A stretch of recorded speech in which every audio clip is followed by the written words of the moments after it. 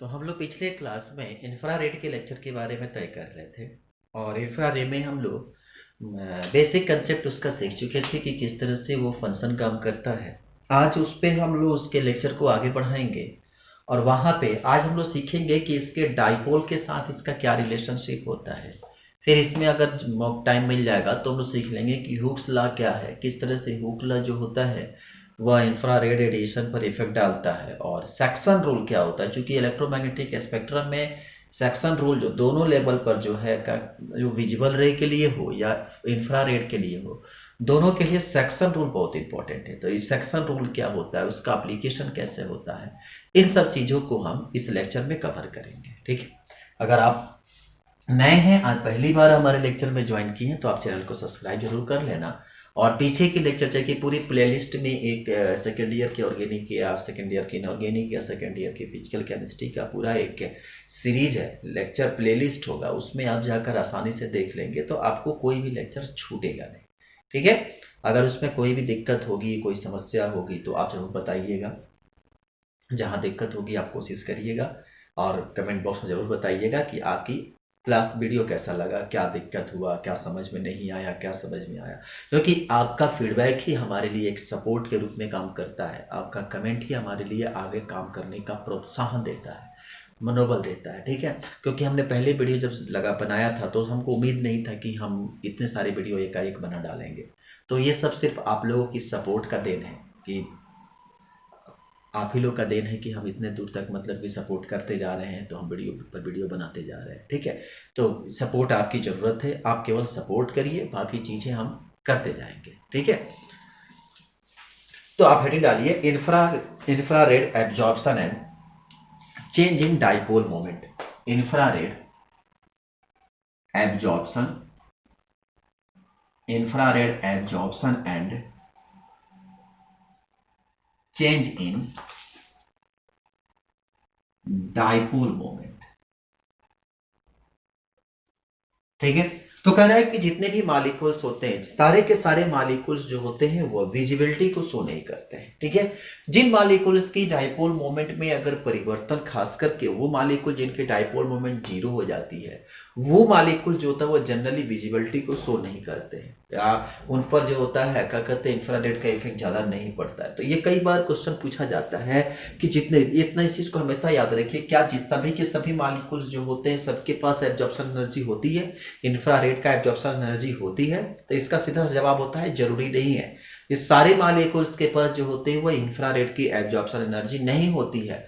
बहुत सारे ऐसे मॉलिक्यूल्स होते हैं, मार्केट में बहुत सारे ऐसे मॉलिक्यूल्स हैं जो कि नेचर में एग्जिस्ट बहुत अच्छे तरीके से करते हैं, उनके कंपाउंड भी बड़े अच्छे हैं, उनके फिजिकल केमिकल प्रॉपर्टी भी ज्ञात है, किंतु लेकिन परंतु वो एब्जॉर्प्शन स्पेक्ट्रम में पार्टिसिपेट नहीं करते हैं। ठीक है, तो ये कह नहीं सकते कि जितने भी मॉलिक्यूल से सारे के सारे एब्जॉर्प्शन स्पेक्ट्रम में पार्टिसिपेट करते हैं, इसकी कोई गारंटी नहीं है, क्योंकि केमिस्ट्री नाम ही है बिना गारंटी का सब्जेक्ट। ठीक है, एक बार कहता है कि होता है, दूसरी बार कहता है नहीं होता है। ठीक है, तो केमिस्ट्री है ही ऐसा सब्जेक्ट कि मतलब क्या बताए, केमिस्ट्री की एग्जाम्पल हम किस किस तरीके से तौले। अभी ये केमिस्ट्री अपने आप में एक ऐसा यूनिक सब्जेक्ट है कि बहुत लोग देखे होंगे, अभी कल का नाम है, शायद 20 अक्टूबर को ही, 20 अक्टूबर को शायद आया है अभी मिर्जापुर पार्ट 2, उसमें भी कई जगह डायलॉग को, उसमें ये केमिस्ट्री के डायलॉग वहाँ पे बैठता बहुत अच्छे तरीके से, कि स्टेटमेंट आता है कि मिर्जापुर की गद्दी पर जो बैठता है वो नियम कभी भी बना सकता है और कभी भी बदल सकता है। वही हाल इस केमिस्ट्री का होता है। केमिस्ट्री एक ऐसा सब्जेक्ट होता है कि ये अपना नियम खुद जब मर्जी तब बनाता है और जब मर्जी तब बिगाड़ देता है। एक बार कहता है कि मॉलिक्यूल्स एब्जॉर्प्शन स्पेक्ट्रम शो करता है, जरूरत पड़ने पर जब पकड़े जाता है बात, उसको तो कहता है कि नहीं, यहाँ पे हम तो ये थोड़े कहते हैं कि सारे मॉलिक्यूल्स के साथ शो करता है। ठीक है, तो इसीलिए तो आगे अगर हम इसमें लिखे तो इसमें लिखिए no all molecules, not all molecules vibration lead to absorption of energy, absorption of energy for a vibration to occurs with the absorption of infrared energy infrared energy, the dipole moment of the molecules must change, absorption occurs. सीधा कहा कि अगर dipole moment change होता है तभी absorption होगा. Vibration energy, dipole must change as a vibration occurs. For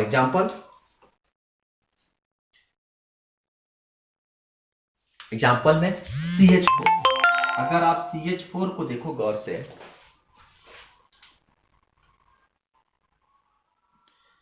अगर आप CH4 को गौर से देखो तो क्या मिलता है.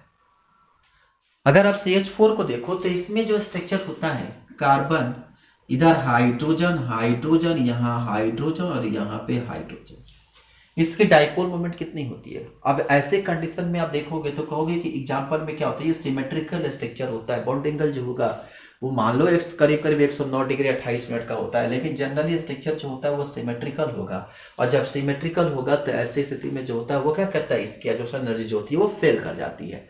ठीक है, तो एग्जाम्पल में लिख लो मैथेन हैविंग एब्जॉर्प्शन एनर्जी, या methane fail to absorb infrared energy.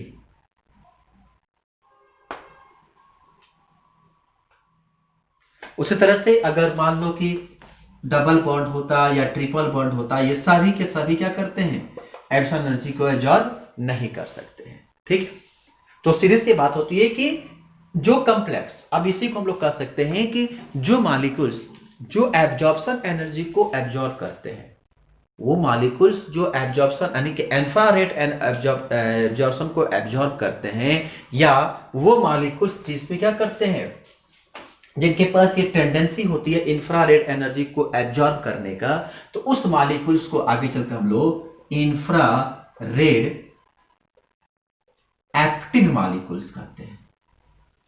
क्या बोलते हैं उसको हम लोग, एक इंफ्रारेड एक्टिव मॉलिक्यूल्स कहते हैं. लेकिन वो मॉलिक्यूल्स जिनके पास इंफ्रारेड एब्जॉर्प्शन करने की टेंडेंसी नहीं होती है, उसे हम लोग कहते हैं इंफ्रारेड इनएक्टिव मॉलिक्यूल्स. क्या नाम देते हैं उसको हम लोग, इंफ्रारेड इनएक्टिव मॉलिक्यूल्स. तो नीचे लिख लो,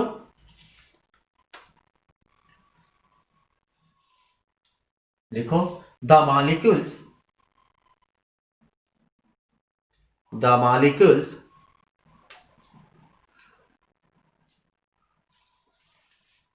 which are not having tendency to absorb infrared absorption energy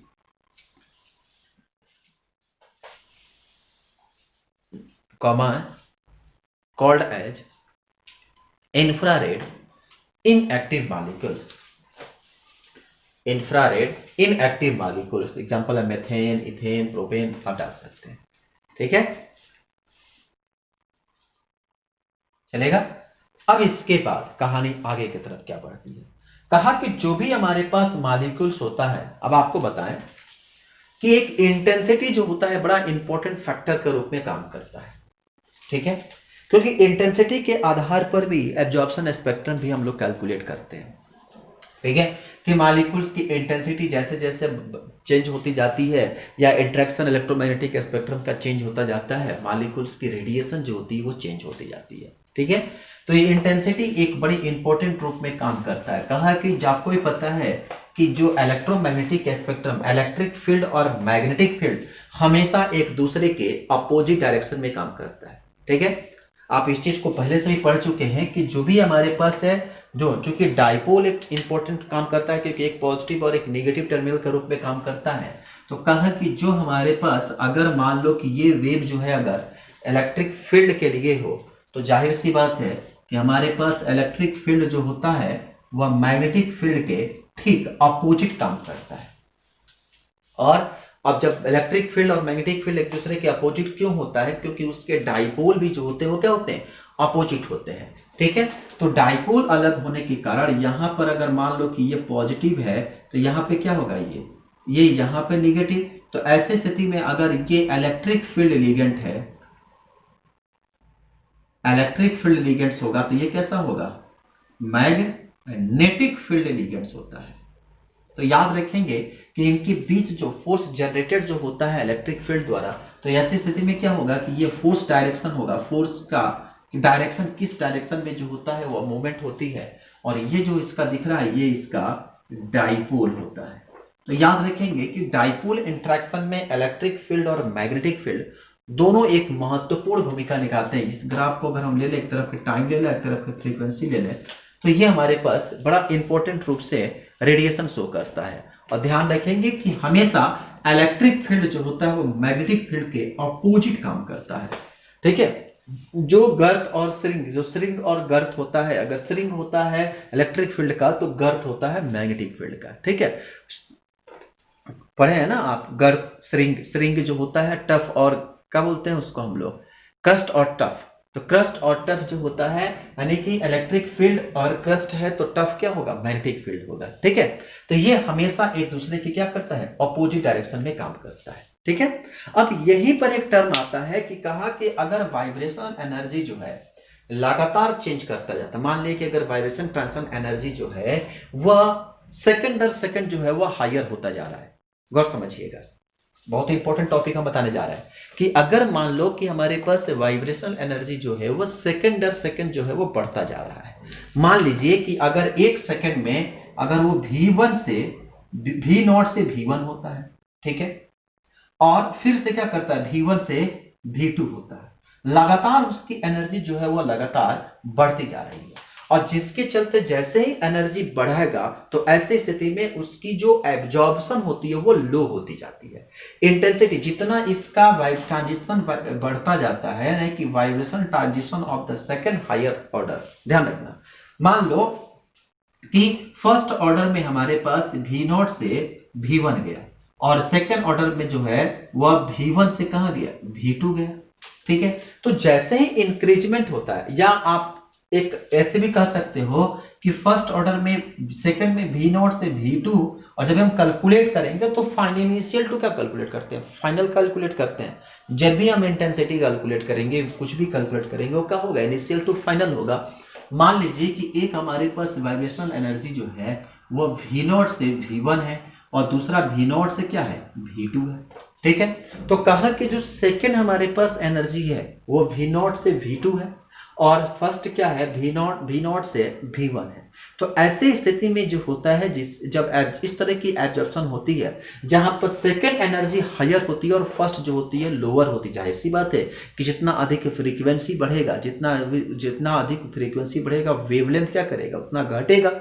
ठीक है, क्योंकि वेवलेंथ और फ्रीक्वेंसी एक दूसरे के इनवर्स रिलेशनशिप में काम करते हैं। तो कहा कि ऐसी स्थिति में जैसे ही हमारे पास इस तरह के रिजल्ट मिलते हैं तो एब्जॉर्प्शन जो होता है वो धीरे धीरे क्या करता है, फंडामेंटल नंबर में धीरे धीरे डिक्रीज, जाहिर सी बात एक दूसरे के रिलेशन इनवर्स होता है। तो ऐसी स्थिति में क्या होता है कि अपीयरेंस जो होता है वो धीरे धीरे कम होने लगता है, और अपीयरेंस जैसे जैसे कम होगा तो वेव की मल्टीप्लिसिटी क्या करती है, उतना ही ज्यादा बढ़ती जाती है। तो मल्टीप्लिसिटी जितना अधिक बढ़ेगा उसका एब्जॉर्प्शन रेट क्या करेगा, उतना ही कम होता जाएगा। ठीक है, तो ये हमारे पास अब इस तरह के जो एब्जॉर्प्शन मिलता है कि जहां पे एब्जॉर्प्शन फ्रीक्वेंसी लगातार बढ़ता है, तो ऐसे स्थिति में एब्जॉर्प्शन का रेट जो होता है जो घटता है, और मल्टीप्लिसिटी जो होती है वो बढ़ती है। मल्टीप्लिसिटी का मतलब होता है वेव नंबर जो है वो बढ़ता है।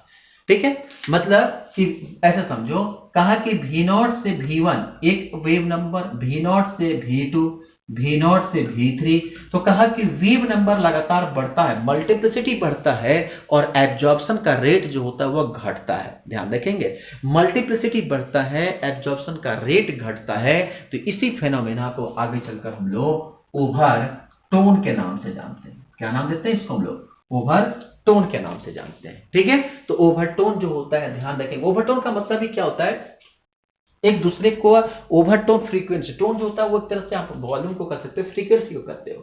ठीक है, तो आप एक काम करो, डालो ओवरटोन या हार्मोनिक्स, पढ़े हो ना, सिंपल हार्मोनिक मोशन, ये चूंकि फिजिक्स का टर्म है हार्मोनिक्स, पर यहां पे थोड़ा सा टर्म है उसलिए हम बता देते हैं। तो लिखो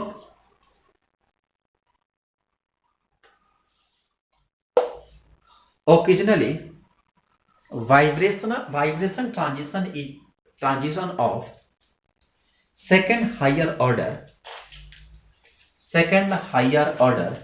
V0 से V2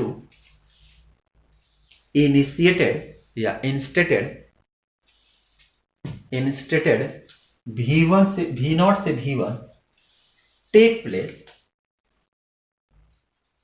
which result in the appearance of weak absorption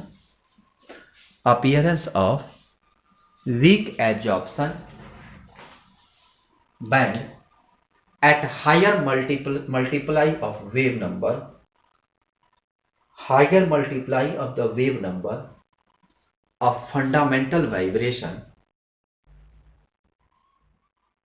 sorry क्या लिखे, higher multiply of the wave number of fundamental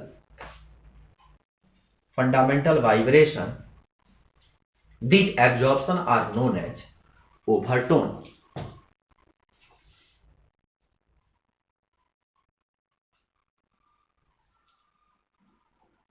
हो गया, नीचे लिखो this overtone appear at integer multiply of fundamental vibration. Integer multiply of fundamental vibration. Example में लिखो the strong absorption at 1750 centimetre inverse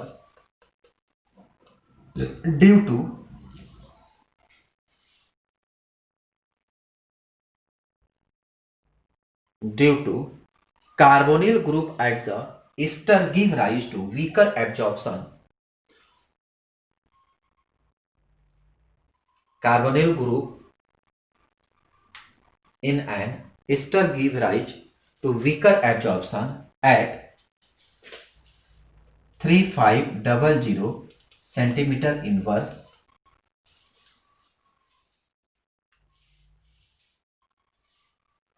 the latter absorption band is known as overtone.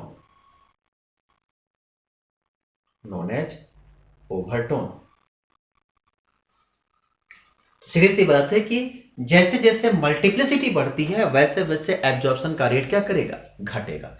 यही वजह होता है कि कार्बोक्सिलिक ग्रुप की absorption rate जो होती है वो ईस्टर ग्रुप के तुलना में काफी ज्यादा होती है। ठीक है, चलो नेक्स्ट लिखो combining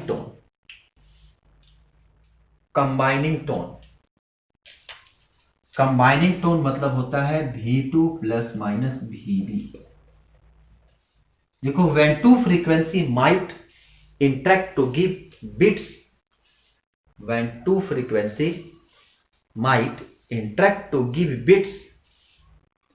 which are combination or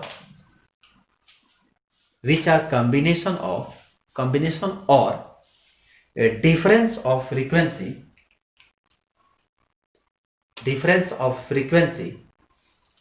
are known as combination tone।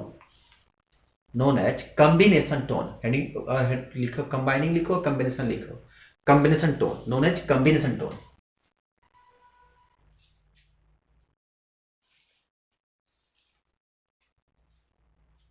हो गया। तो कहा कि अगर दो फ्रीक्वेंसी है, मान लो कि एक फ्रीक्वेंसी फर्स्ट फ्रीक्वेंसी जो है हमारे पास वह है x सेंटीमीटर इनवर्स और दूसरा जो है वह सेकेंड फ्रीक्वेंसी जो हमको मिला वो y सेंटीमीटर इनवर्स है। तो कहा कि जब दोनों फ्रीक्वेंसी आपस में इंटरेक्ट करते हैं, जब दोनों फ्रीक्वेंसी आपस में क्या करते हैं, टकराते हैं, तो टकराने के बाद से जो नए ओवरटोन प्राप्त होता है, टकराने के बाद से जो हमको बीट्स प्राप्त होता है, जब दो फ्रीक्वेंसी आपस में टकराते हैं तो टकराने के बाद जो बीट्स प्राप्त होता है तो उसी को हम लोग कहते हैं कंबाइनिंग टोन, ओवरटोन। ठीक है, तो सीधी सी बात है कि ये जो दोनों मिलेगा तो मिलने के बाद या तो वह x plus y centimetre inverse बनाएगा या x minus y centimetre inverse, इसीलिए हम लोग कहते हैं। आप इसको आप V A plus V B भी लिख सकते हो, बड़े आसानी से समझ में आ जाएगा। या V two plus V B क्यों लिखे हैं कि वी टू जो है फर्स्ट ओवरटोन है, ओवरटोन का मतलब ही होता है क्या, वी टू, ठीक है, प्लस माइनस वी बी मतलब नेक्स्ट फ्रीक्वेंसी, ठीक है।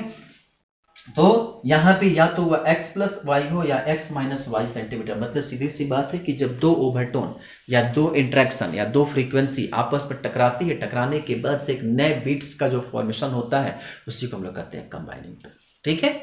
आई बात समझ में। या तो वह क्या करता है, एडिशन होगा या तो वह सब्सट्रैक्शन होगा, तो उसमें दोनों मान सकते हैं, ठीक। अब आगे हैं डालिए Fermi resonance. Fermi resonance FERMI, Fermi resonance लिखिए व्हेन, फर्मी रेजोनेंस लिखिए when a fundamental vibration, when a fundamental vibration में कपल विथ ओवरटोन और कॉम्बिनेशन टोन, और combination tone of some other vibration,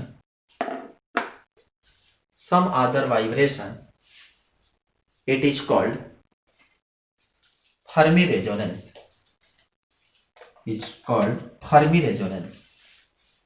फिर से मिला लीजिए, when a fundamental vibration may couple with overtone or combination tone is known as, tone of some other vibration is called Fermi resonance।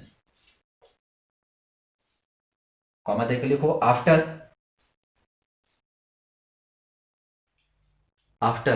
इनरिको, ENRICO, Enrico Fermi who first described it, scientist का नाम है ये, इनरिको Fermi.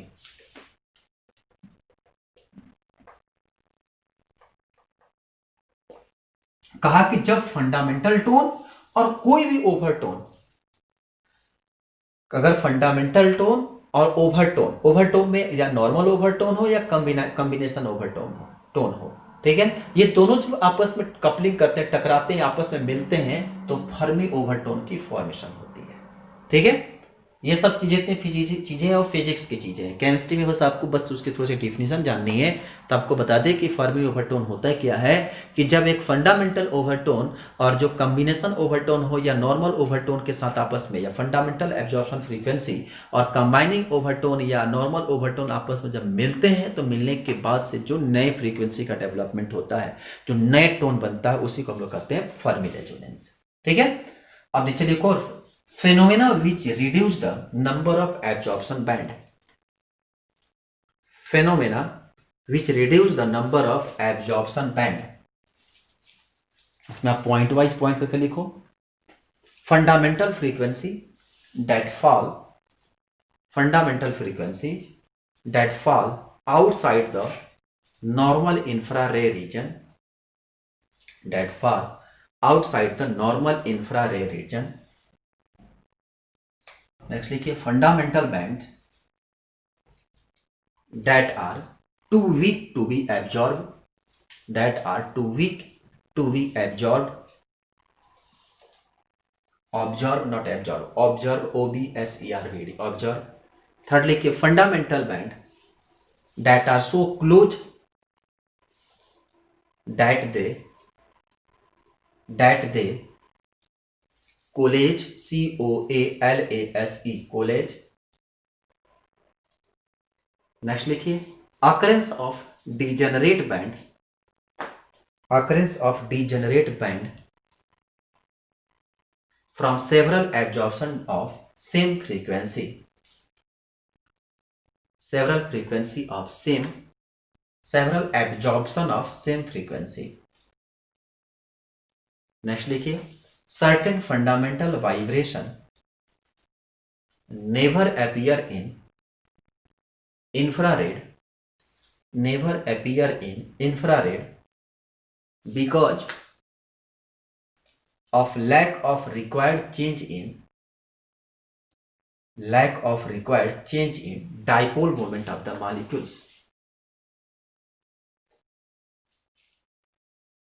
Dipole moment of the molecules. ठीक है, ये exam में 2 number में question पूछ रहे जाते हैं कि बताओ कौन कौन से ऐसे फिनोमेना होते हैं जो एब्जॉर्प्शन बैंड को क्या करते हैं, रिड्यूस करते हैं। ठीक है, तो ये 4 पॉइंट को आप इसको इंपॉर्टेंट मार्क कर लीजिएगा, क्योंकि ये कई बार क्वेश्चन में पूछे जाते हैं कि एब्जॉर्प्शन बैंड को रिड्यूस करने वाले कौन कौन से फिनोमेना होते हैं, इसलिए इसको आप मार्क कर लेना। ठीक है, अब हेडिंग डालो हुक्स लॉ,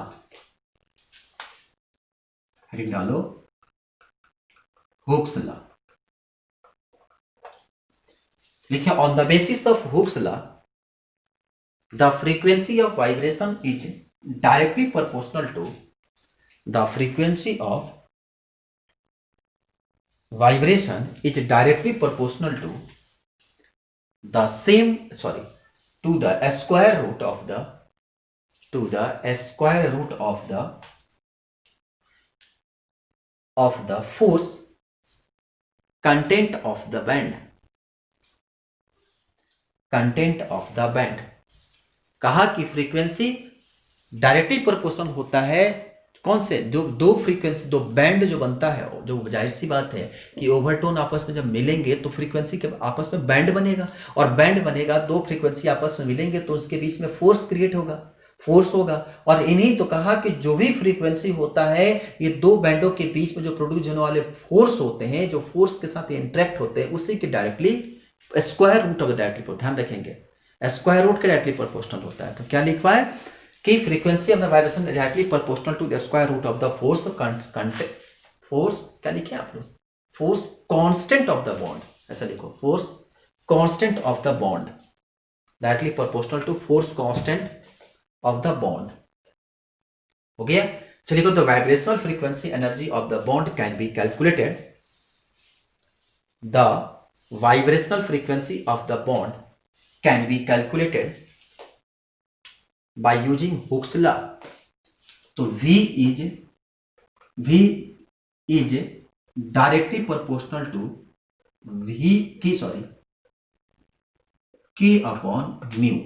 ठीक है, या V is equal to 1 upon 2 pi C K upon mu। ये mu है, म्यू, ये जो डाटा होता है वो सेंटीमीटर स्क्वायर में होता है।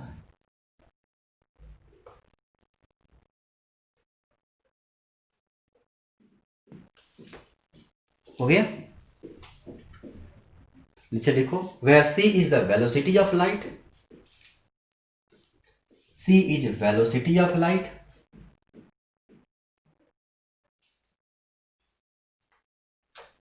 Velocity of light, mu is the reduced mass, mu is the reduced mass, mu जो है वह कैसा मास है, रिड्यूस्ड मास है,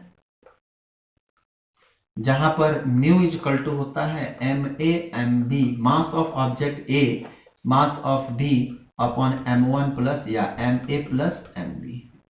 पढ़े हो ना, momentum, conservation of momentum physics का टर्म है। ठीक है, तो MA/MB upon MA plus MB। ठीक है, where MA and MB are the mass of, mass, ध्यान रखेंगे ये मास जो है वह ग्राम में है, मास ब्रैकेट में लिख लो gram, of the bonded atom A and B,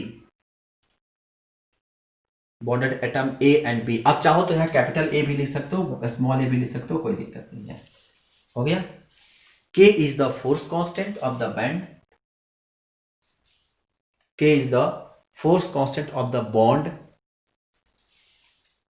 bond, unit होता है डाइन पर सेकेंड, सारा डाइन पर सेंटीमीटर। ध्यान रखिए CGS सिस्टम में काम करता है। It is the criteria of bond strength, criteria of the bond strength. ठीक है, तो याद रखेंगे जो बॉन्ड की कैपेबिलिटी होती है, मतलब a stronger bond greater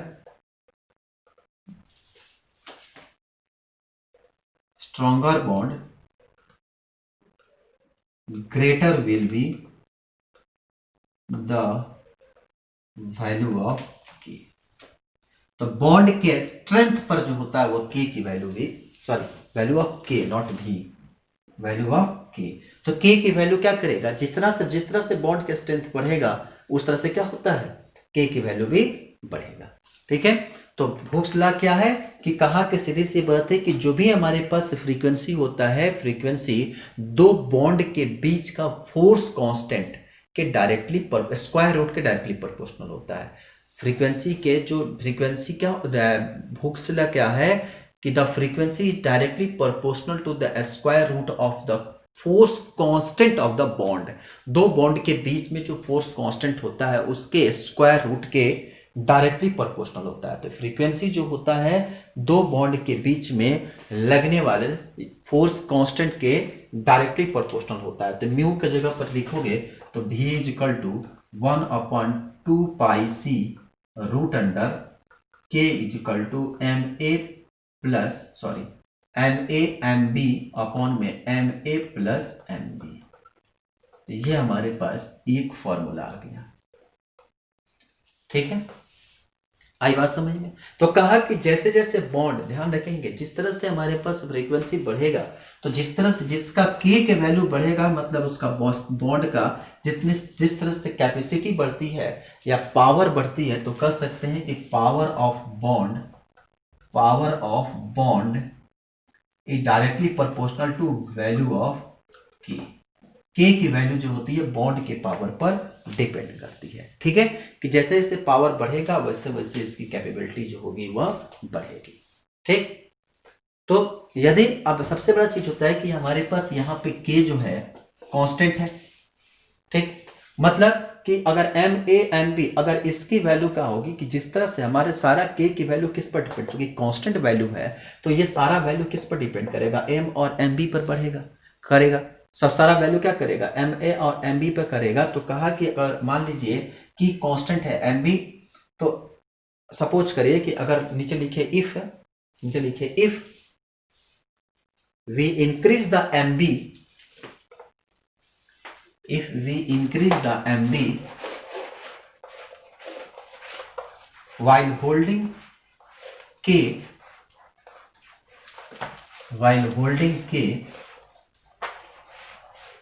and MA constant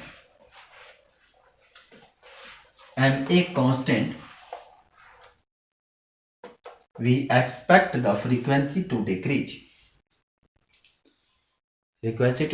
कहा कि एक एम ए की वैल्यू को कांस्टेंट कर दे और एम बी की वैल्यू को लगातार बढ़ाए तो ऐसी स्थिति में क्या होगा कि फ्रीक्वेंसी होगी वो लगातार घटना शुरू करेगी। ठीक है, क्योंकि जाहिर सी बात है जब एम ए की वैल्यू बढ़ेगा तो क्या होगा, ऐसी स्थिति में फ्रीक्वेंसी की वैल्यू लगातार क्योंकि घटेगी। इस समय कार्बन और हाइड्रोजन के बीच का जो बॉन्ड होता है करीब करीब इसका फ्रीक्वेंसी होता है 2800 से लेकर 3100 सेंटीमीटर इनवर्स।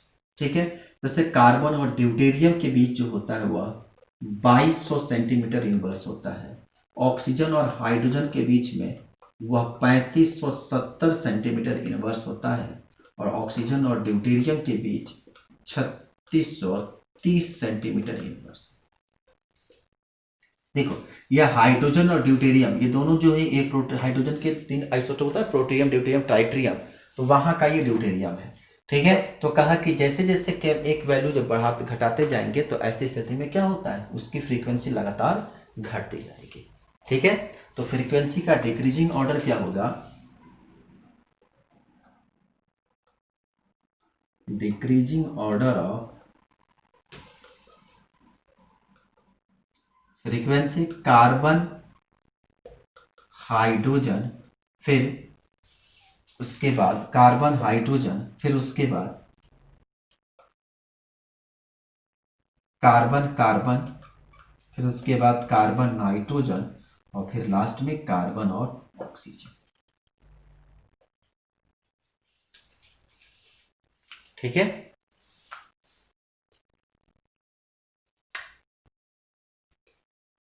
नीचे लिखो if MA and MB remain unchanged, if MA and MB remain unchanged, the higher value of K the higher value of k, the higher value of k,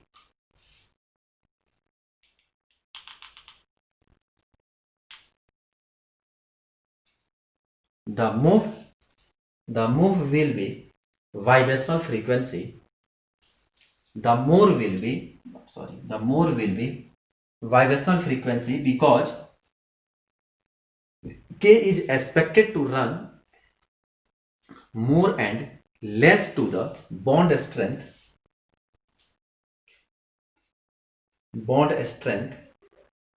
and because multiple bond are stronger than single bond,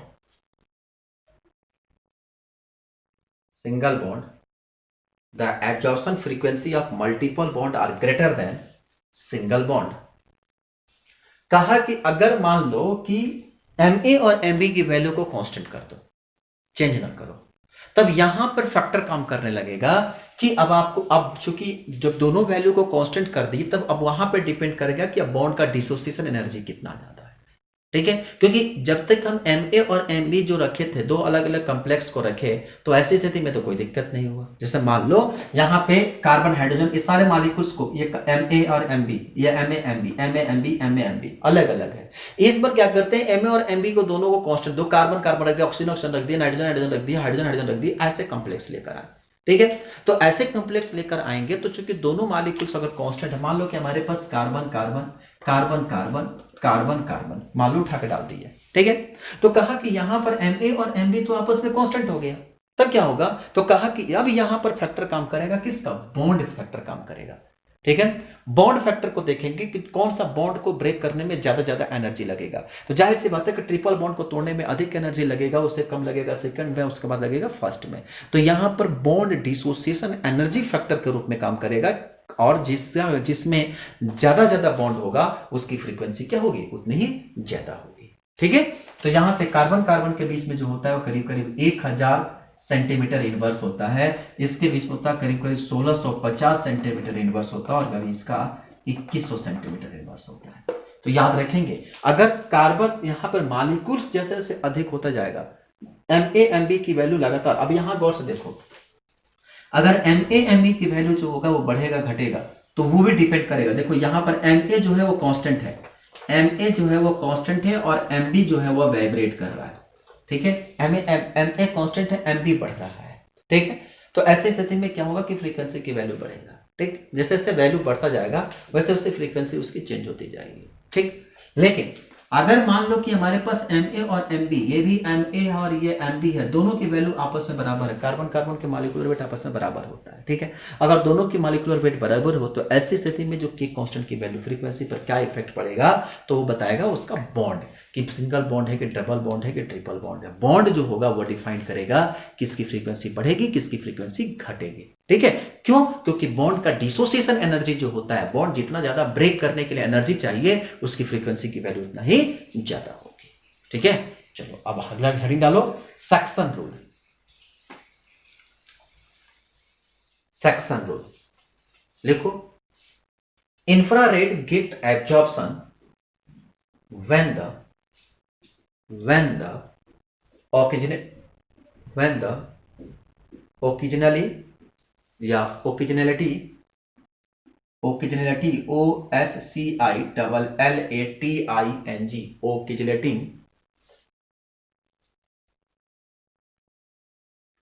displacement of the molecules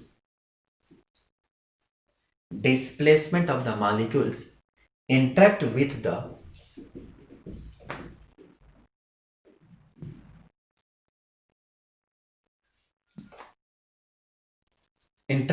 the oscillating oscillating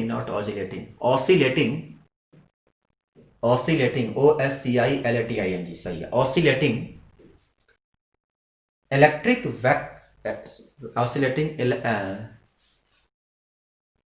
electric vector of infrared beam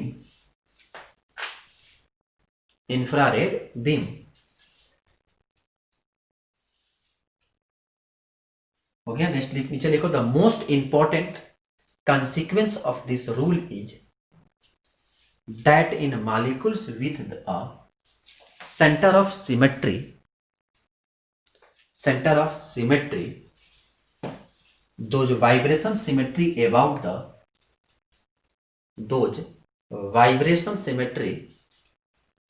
the center of symmetry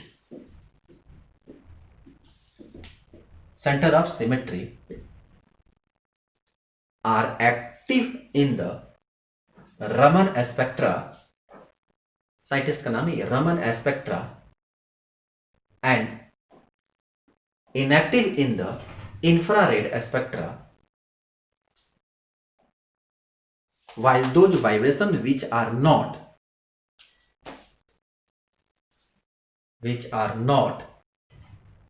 centrosymmetric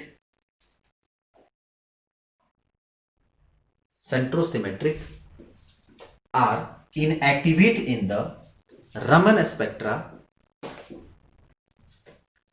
and activate the infrared.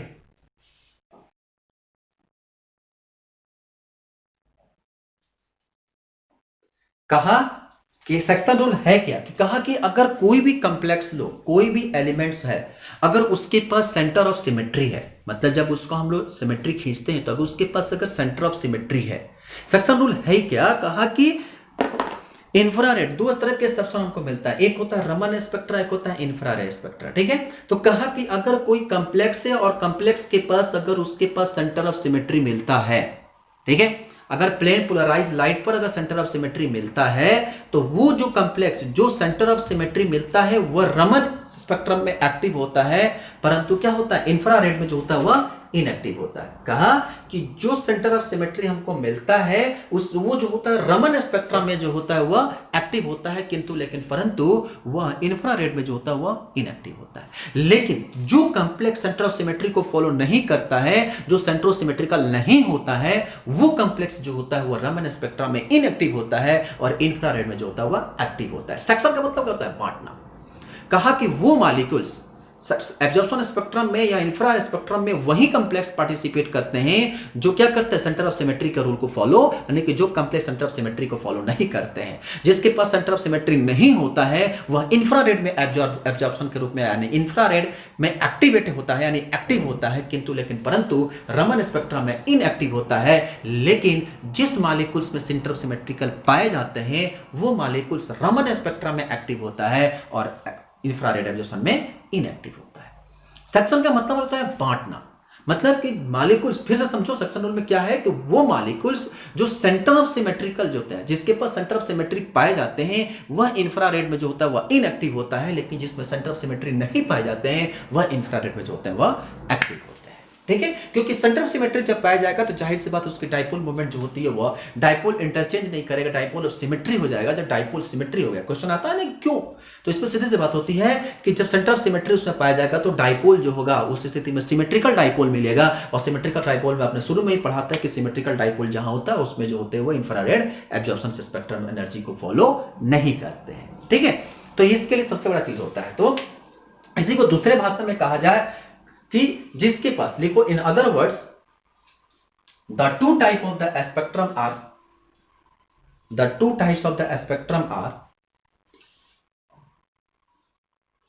complementary. Infrared spectrum give a vital information. Infrared spectrum give a vital information because fundamental group are not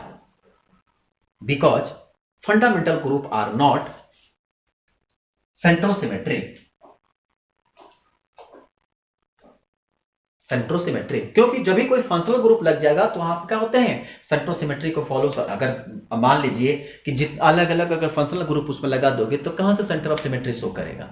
centre symmetry का मतलब ही होता है, chiral centre का मतलब ही होता है जहां पे चारों ग्रुप अलग अलग हो, और जब सेंटर ऑफ सिमेट्री हो जाएगा तो मतलब चारों ग्रुप सेम हो जाएगा तो सेंटर ऑफ सिमेट्री होगा, ठीक है। तो नीचे लिखो the symmetrical property of the molecules in the solid state can be the symmetrical property of the molecules in the solid state can be different from those of solution or in the vapor phase in the vapour phase. ठीक है, चलिए, तो यहां तक तो हो गया suction rule का। जब हम लोग अगले लेक्चर में मिलेंगे तो हम लोग सीखेंगे इसका कि फिंगरप्रिंट रूल क्या होता है। ठीक है, सक्शन रूल के बाद हम लोग आगे सीखेंगे जिसका नाम होगा फिंगरप्रिंट रीजन। ठीक, फिंगरप्रिंट रीजन क्या होगा और उसके बाद इसका थोड़ा सा ग्राफिकल रिप्रेजेंटेशन है, फिर उसके बाद इसका यूजेज क्या है। ठीक है, तो आज हम लोग इतना ही, फिर मिलेंगे हम लोग अगले क्लास में। तब तक के लिए थैंक यू सो मच।